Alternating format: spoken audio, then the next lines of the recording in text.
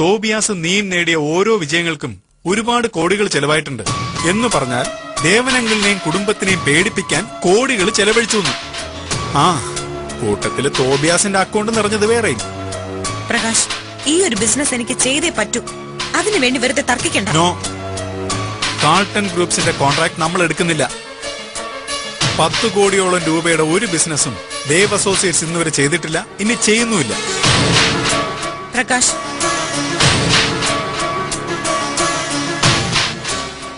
സോഫിക്ക് ആ കോൺട്രാക്ട് കിട്ടാൻ വേണ്ടിയാണെന്ന് നേരെ പറഞ്ഞൂടെ പ്രകാശിന്? അവൾക്ക് വേണ്ടി പ്രകാശ് വാദിക്കണ്ട. സോഫി ഈ കോൺട്രാക്റ്റിൽ താല്പര്യം കാണിച്ചില്ലെങ്കിൽ താൻ ഈ ബിസിനസ് ചെയ്യുമായിരുന്നോ? ഇല്ല. സോഫിയെ ഞാൻ ദ്രോഹിക്കുന്നില്ലെങ്കിൽ പ്രകാശ് എന്നെ താലി കെട്ടുമായിരുന്നു. സാഹചര്യങ്ങളാണ് പ്രകാശ് നമ്മളെ കൊണ്ട് ഓരോന്ന് ചെയ്യിക്കുന്നത്. സോഫിയെ രക്ഷിക്കാൻ പ്രകാശിന് അവകാശമുണ്ട്, എനിക്ക് ദ്രോഹിക്കാനും. ദേവ് അസോസിയേറ്റ്സിന്റെ സമ്പത്ത് മുഴുവൻ ചെലവഴിച്ചാലും ആ കോൺട്രാക്ട് ഞാൻ എടുത്തിരിക്കും.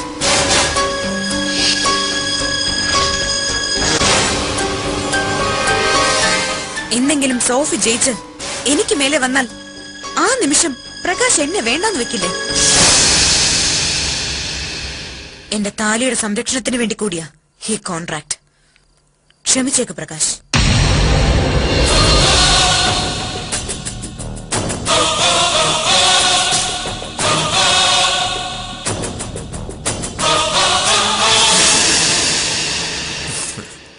ജോലി ഇഷ്ടപ്പെട്ടോ ദീപിക്ക്? സത്യത്തില് ഇങ്ങനൊരു തീരുമാനം എടുത്തത് നന്നായി. ഈ അടുത്തെവിടെയോ ഞാൻ വായിച്ചു, കേരളത്തിന്റെ യൗവനങ്ങൾ വറ്റിപ്പോകുന്നത് വീടിന്റെ 4 ഭിത്തികൾക്കുള്ളിലാണെന്ന്. സ്ത്രീകളെ കുറിച്ചാ. ഇപ്പൊ ദീപയെ മുന്നിൽ നിർത്തിയ വരികളൊന്ന് വായിച്ചാ സത്യം, ഈ കഴിവുകൾ, ഈ സൗന്ദര്യം ഒതുങ്ങിപ്പോവായിരുന്നു സൂര്യൻ പോലും കാണാതെ. മുമ്പിൽ നിർത്തി പുകഴ്ത്താൻ മിടുക്കനാണല്ലോ തോബിയ സാറ്. ഞാനൊരു റഫ് ക്യാരക്ടറാണെന്ന് തോന്നിയിട്ടുണ്ടോ ദീപിക്ക്? ഇവിടെ വരുന്നത് വരെ അങ്ങനെ അല്ലാതെ ഞാൻ കണ്ടിട്ടില്ല. ഇവിടെ വരുന്നത് വരെ വന്നപ്പോ ഈ മനുഷ്യർക്കൊരു കുഴപ്പമുണ്ട് ദീപ. ഒരാളെ നമ്മൾ കാണുന്നത് ഏതവസ്ഥയിലാണോ അയാൾ 24 മണിക്കൂറും അങ്ങനെയാണെന്ന് നമ്മളങ്ങ് കരുതും. അങ്ങനെയാണെങ്കിൽ സത്യസന്ധനായ ഒരു പോലീസ് ഉദ്യോഗസ്ഥന് ഒരു കുടുംബം നടത്താൻ പറ്റുമോ? തമാശ, സ്നേഹം, പ്രേമം, ഇതിനൊക്കെ അതിന്റേതായ സ്ഥലമുണ്ട്, സന്ദർഭമുണ്ട്. ദീപയുടെ അഭിപ്രായം? അത് ശരിയാ. ഇപ്പൊ ദീപയുടെ കാര്യം നിങ്ങൾ നോക്ക്. ഞാൻ അറിഞ്ഞിട്ടുള്ളത് എന്താ? ഒരു കുശുംബി, വഴക്കാളി. ദീപ ചിരിക്കുന്നതിന് സൗന്ദര്യം ഉണ്ട് ഞാൻ തിരിച്ചറിഞ്ഞതേ നമ്മള് വല്ലാതെ അടുത്തു പോയതിനു ശേഷമാ. അല്ല, ഐ മീൻ ഒരേ കമ്പനിയിൽ വർക്ക് ചെയ്യുന്നവര് തമ്മിലൊരു അടുപ്പുണ്ടാവുമല്ലോ. അല്ല, ഞാൻ സാറിനോട് ഓരോ സംശയങ്ങൾ ചോദിക്കായിരുന്നു. ശരി, നീ ചെല്ല.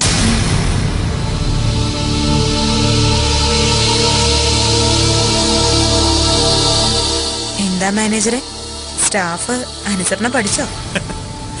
ആ മേഖലയിൽ മോൾക്ക് അഭിപ്രായം പറയാൻ അനുവാദമില്ല ആണേ. ഓക്കെ.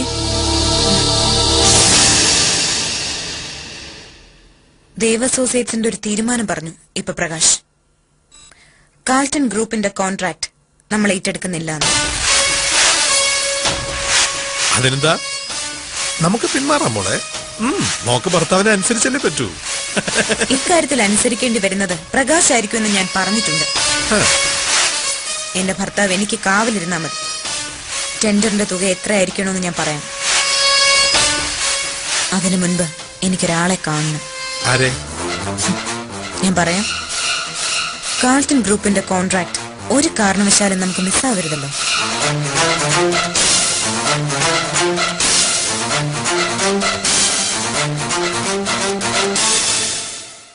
പറയണം സാർ, എന്താ ഈ വഴി?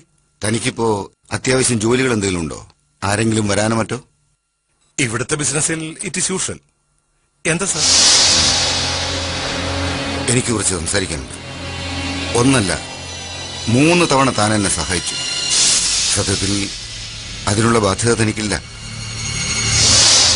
പക്ഷേ തന്റെ ഇൻവെസ്റ്റ്മെന്റിനുള്ള കൃത്യമായ എഗ്രിമെന്റ് എന്റെ മോള് തരികയും ചെയ്തു, അല്ലേ? ഇപ്പൊ എന്താ സാർ ഇതൊക്കെ?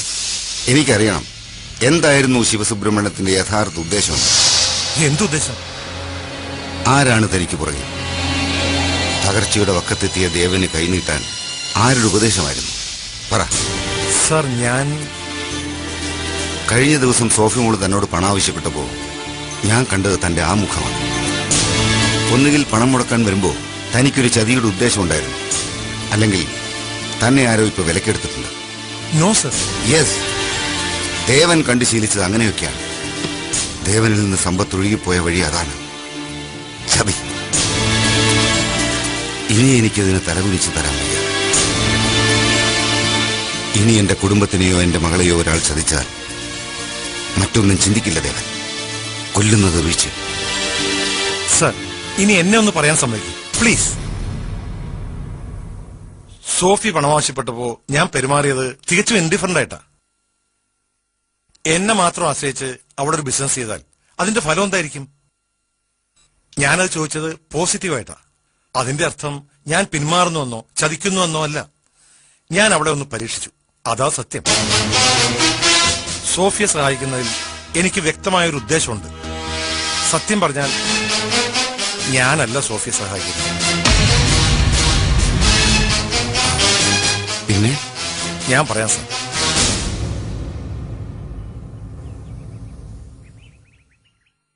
എനിക്ക് വ്യക്തമായ സംശയമുണ്ട്. ആരായിരിക്കും ശിവസുബ്രഹ്മണ്യത്തിന്റെ പുറകിൽ നിന്ന് നമ്മളെ സഹായിക്കുന്നത്? അയാളൊന്നും പറഞ്ഞില്ലെന്ന് അച്ഛൻ പറഞ്ഞു. അത് ചിലപ്പോ ഏതെങ്കിലും ബിസിനസ്സുകാരായിരിക്കും. ചിലരെല്ലാം അങ്ങനെ തന്നെ, രംഗത്ത് വരാൻ മടിക്കുന്ന. ആവാം. പണത്തിന് ഉറപ്പ് കിട്ടാൻ വേണ്ടി ഒരുപക്ഷെ അയാൾ ഉപയോഗിക്കുന്ന തന്ത്രമാവാം. എനിവേ, സൂക്ഷിക്കണം നമ്മൾ.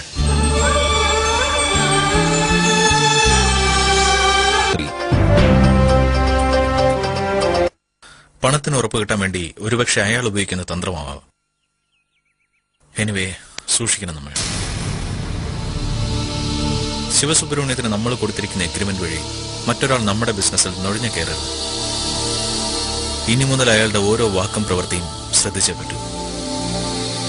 എങ്കിൽ ഈ പണം വേണ്ടെന്ന് വെച്ചാലോ? വേറെ സോഴ്സൊന്നും നമുക്കില്ലാത്തതുകൊണ്ട് അത് ബുദ്ധിയല്ല. മാത്രമല്ല, ബിസിനസ്സിൽ പങ്കാളിത്തം എന്ന എഗ്രിമെന്റ് നമ്മൾ അയാൾക്ക് കൊടുത്തത് മുമ്പ് തന്ന 5,50,00,000. അതിപ്പോഴും സാധുവാണ്. ഈ ബിസിനസ് വിജയകരമായി നടത്തുക, അതുവഴി പണത്തിനുള്ള മറ്റു മാർഗങ്ങൾ കണ്ടെത്തുക, എന്നിട്ട് അയാളുടെ അക്കൗണ്ടും എഗ്രിമെന്റും ക്ലോസ് ചെയ്യുക. അതാണ് ഇപ്പൊ നമ്മുടെ മുമ്പിലുള്ള മാർഗം. അത് വേണോ ആദർശ്? നമ്മളോട് വെളിപ്പെടുത്താൻ പറ്റാത്തൊരാൾ അയാൾക്ക് പിന്നിലുണ്ടെങ്കിൽ അതെന്ന് നമുക്കൊരു ഭീഷണിയാ. കുറച്ചുനാൾ കഴിഞ്ഞ് അത് ഗ്ലോറിയാണെന്ന് പറഞ്ഞാൽ പോലും നമ്മൾ വിഴുങ്ങേണ്ടി വരും. വരട്ടെ, നമുക്ക് നോക്കാം. പുറകിൽ ആരുണ്ടായാലും ശിവസുബ്രഹ്മണ്യത്തിന് നമ്മളെ നിയന്ത്രിക്കാനൊന്നും പറ്റില്ല. അതിനുള്ള ക്ലോസ് എഗ്രിമെന്റിലുണ്ട്. അപ്പോ കാൾട്ടൺ കോട്ടൺസിന്റെ കോൺട്രാക്ട് നമുക്ക് നോക്കാല്ലേ? ഷുവർ. KRPക്ക് കിട്ടിയ ഇൻഫർമേഷൻ അനുസരിച്ച് ഇതുവരെ ഒരു കമ്പനിയും അതിന് ശ്രദ്ധ കൊടുത്തിട്ടില്ല. അങ്ങനെ നമ്മൾ നമ്മുടെ ആദ്യത്തെ ബിസിനസ് ചെയ്യുന്നു.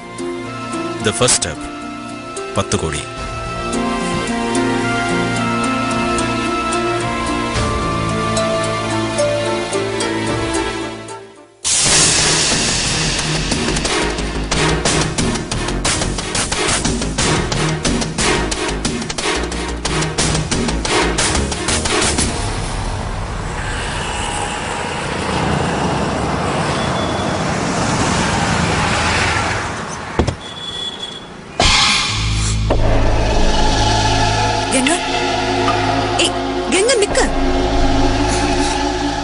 എനിക്കൊന്നും കേൾക്കാനില്ലെന്ന് ഞാൻ പറഞ്ഞില്ലേ? കേൾക്കണം. കാരണം ഇതെന്റെ കാര്യമല്ല, ഗംഗയുടെ അച്ഛന്റെ കാര്യ. അവര് അപകടത്തിലാ ഗംഗ. നിന്റെ വീട് ഇപ്പൊ കുറച്ച് ഗുണ്ടകളുടെ കയ്യിലാ.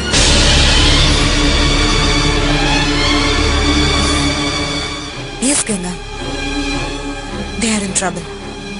ഇനി ഒരു ഫോൺ കോളിലൂടെ അവരെ ഇല്ലാതാക്കാൻ അവർക്കൊരു ഓർഡർ കിട്ടിയാൽ അവരത് ചെയ്യും. ഗംഗയുടെ കുടുംബത്തിന്റെ അവസാനം. നീ എങ്ങനെ അറിഞ്ഞത്? അവരെ പറഞ്ഞയച്ചത് ഞാനാ. ഗംഗ നിർബന്ധിച്ചു നിന്നോട് സംസാരിക്കാൻ ഒരു മുൻകരുതൽ എടുക്കാൻ. ഗംഗ എന്റെ അടിമയൊന്നുമല്ല, എന്റെ ഭീഷണിക്ക് വഴങ്ങേണ്ട കാര്യവും ഇല്ല. ഗംഗയ്ക്ക് പോവാം, കഴിയുമെങ്കിൽ സ്വന്തം കുടുംബത്തെ രക്ഷിക്കുകയും ചെയ്യും. ചെല്ലും.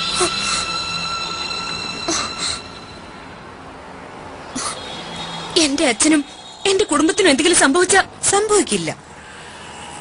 ഞാൻ ഫോൺ ചെയ്യുന്നത് വരെ അവരവിടെ ഇരുന്ന് സംസാരിച്ചോളും. നിന്റെ അച്ഛന്റെ പഴംപുരാണമൊക്കെ കേട്ട് സന്തോഷിച്ചിരിക്കും. നീ എന്തടി പെണ്ണ കരുതിയത്? ഒരു ഗുണമില്ലാതെ ജീവിക്കാൻ ഗതിയില്ലാത്ത നിന്നെ എടുത്ത് ഞാൻ സോഫിയുടെ ഓഫീസിൽ പ്രതിഷ്ഠിക്കുമെന്നാണോ? എന്റെ അടിമ തന്നെയാ നീ. എനിക്ക് കൊന്ന ശീലം, അതാ എന്റെ വഴി. എന്റെ കുടുംബത്തിനൊന്നും സംഭവിക്കരുത്. അവരോട് തിരിച്ചു പോരാൻ പറ. എന്ത് വേണമെങ്കിലും ഞാൻ ചെയ്യാം. എങ്കിൽ പറയും, കാൾട്ടൺ ഗ്രൂപ്പിന് യമുന അസോസിയേറ്റ്സിന്റെ ടെൻഡർ എത്രയാ?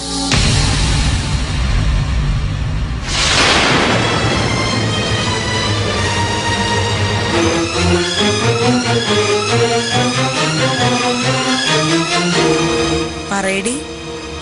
അതോ എന്നെ പരീക്ഷിക്കണോ നിനക്ക്? വേണ്ട. 10 കോടിക്ക് ടെൻഡർ. സത്യാണല്ലോ? അതെ. വിളിച്ചു പറ അവരോട്. ഗംഗാപൊക്കെ ഇല്ല, ഇപ്പൊ വിളിച്ചു പറയണം. എന്റെ മുമ്പിൽ വെച്ച് തന്നെ.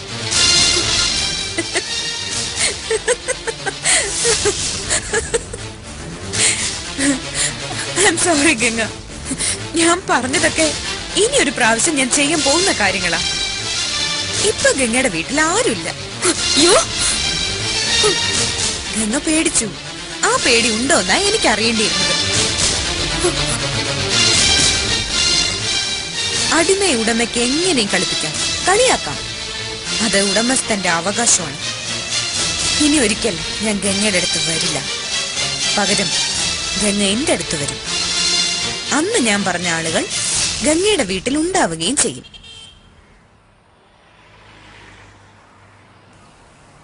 ഓർക്കണം ഗംഗ, ഇതാണ് ഗ്ലോറി എന്ന്. വരട്ടെ.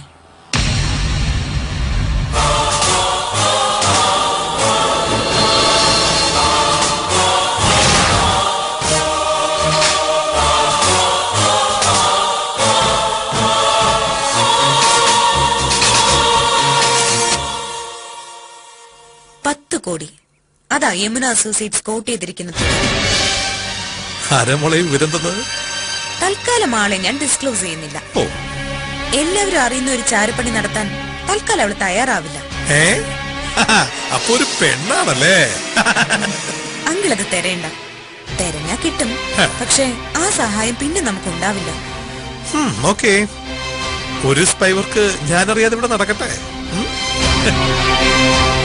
അപ്പോ നമ്മള് കോൺട്രാക്ട് എഴുതുന്ന തുക എത്രയാ മോളെ? യമുന അസോസിയേറ്റ്സ് 10 കോടിക്ക് ടെൻഡർ വെച്ചാല് അതിന്റെ ഇരട്ടി വെക്കണം നമ്മൾ. വേണ്ട, വെറും 1000 രൂപ വ്യത്യാസത്തിൽ വേണം നമുക്ക് ആ കോൺട്രാക്ട്. അതെ അങ്കിൾ, ഒരു കട ഉണ്ട് നമുക്ക്. ആദർശ് വരുത്തി വെച്ച കട. ഓർമ്മയില്ലേ അങ്കിളിന്?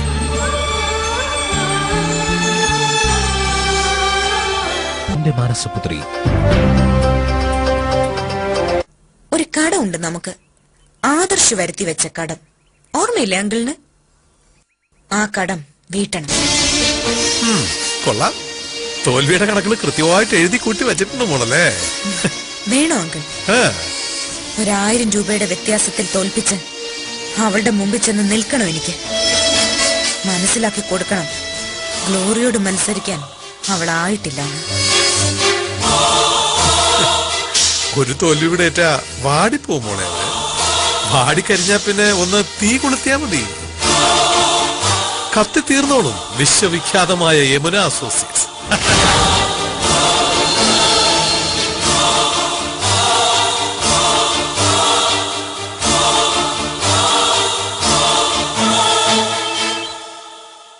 ഹലോ. ആ കമ്പനിയുടെ സന്തോഷം എല്ലാവരുടെയും സന്തോഷമല്ലേ സർ? ആ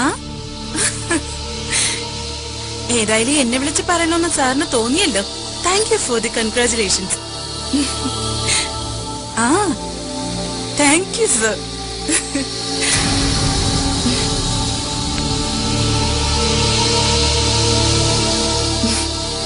കമ്പനി മാനേജരാ തോബിയാസ്. തോബിയാസിനെ എനിക്ക് നന്നായിട്ട് അറിയാം. സ്റ്റാഫിന് പ്രിയപ്പെട്ടവനാണ്. പറഞ്ഞതിന്റെ അർത്ഥം എനിക്ക് മനസ്സിലായി. ഏതായാലും ഞാൻ ആദർശിന്റെ മുമ്പിൽ വന്ന് നിന്നാണല്ലോ സംസാരിച്ചത്. കമ്പനിക്ക് പുതിയൊരു കോൺട്രാക്ട് കിട്ടാൻ പോകുന്നു. അതിന്റെ സന്തോഷം പങ്കുവയ്ക്കാനാ. ആദർശിന് അതിന്റെ നിരാശയും ഉണ്ടാവും. ഞാൻ തന്നെ പോലെ അത്ര ചീപ്പല്ല. തനിക്കില്ലാത്ത തരം ഒരു സാരി ഉടുക്കുന്നവളോട് ആജന്മ ശത്രുത തോന്നുന്ന മനസ്സാ നിന്നത്. ആയിരിക്കാം. പക്ഷേ ദേവ് അസോസിയേറ്റ്സിന്റെ ഈ കരാറിൽ ആദർശിന് നിരാശ ഉണ്ടാവും. തോൽക്കുന്നത് യമുന അസോസിയേറ്റ്സ് ആയതുകൊണ്ട്.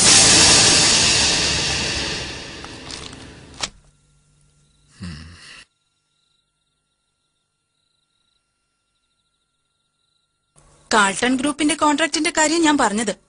2 ടെൻഡറേ ഉള്ളൂ, ദേവ് അസോസിയേറ്റ്സും യമുന അസോസിയേറ്റ്സും. നാളെയാ ടെൻഡർ പൊട്ടിക്കുന്നത്. ഒരു കൗതുകത്തിന് ചോദിക്ക, ആത്മവിശ്വാസം ഉണ്ടോ ആദർശിന്? യെസ്.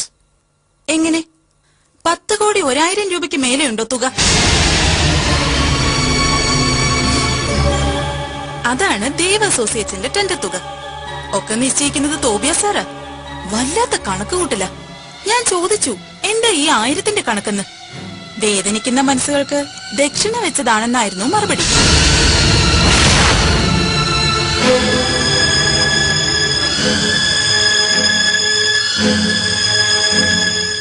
എന്താ ആദർശ് ഒരു ടെൻഷൻ? നിങ്ങളുടെ കമ്പനിയുടെ തുക അതിലും കുറവാണോ? തോബിയസ് ദക്ഷിണ വെച്ചത് എനിക്കാ. അതിന്റെ വഴി ഞാൻ അറിയും.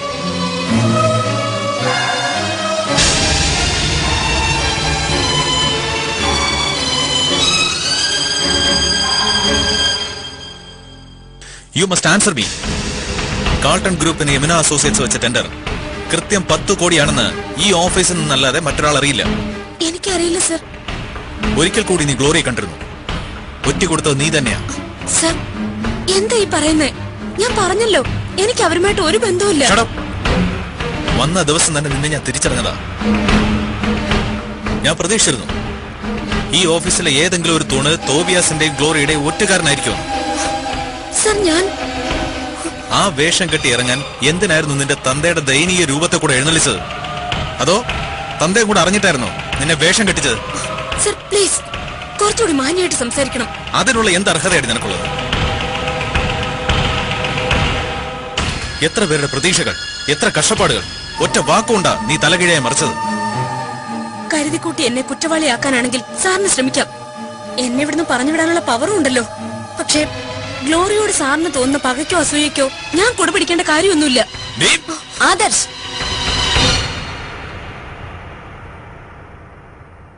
എന്താ ഇത്? എവളെ സൂക്ഷിക്കണമെന്ന് ഞാൻ പറഞ്ഞതല്ലേ സോഫി? ഈ ബ്ലഡി ചീറ്റ് നമ്മൾ ഒറ്റ കൊടുത്തു. കാൾട്ടൺ കോട്ടൺസിന്റെ എഗ്രിമെന്റ് സ്വന്തമാക്കുന്നത് നമ്മളായിരിക്കില്ല, ഗ്ലോറിയുടെ ദേവ് അസോസിയേറ്റ്സ്.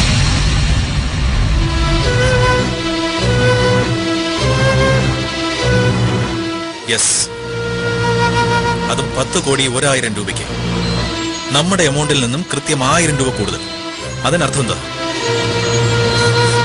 മാഡം, ഈ ടെൻഡറിനെ കുറിച്ച് ഞാൻ എങ്ങനെ അറിയാനാ? വെറുതെ എന്നെ കുറിച്ച്. Sophy, I am sure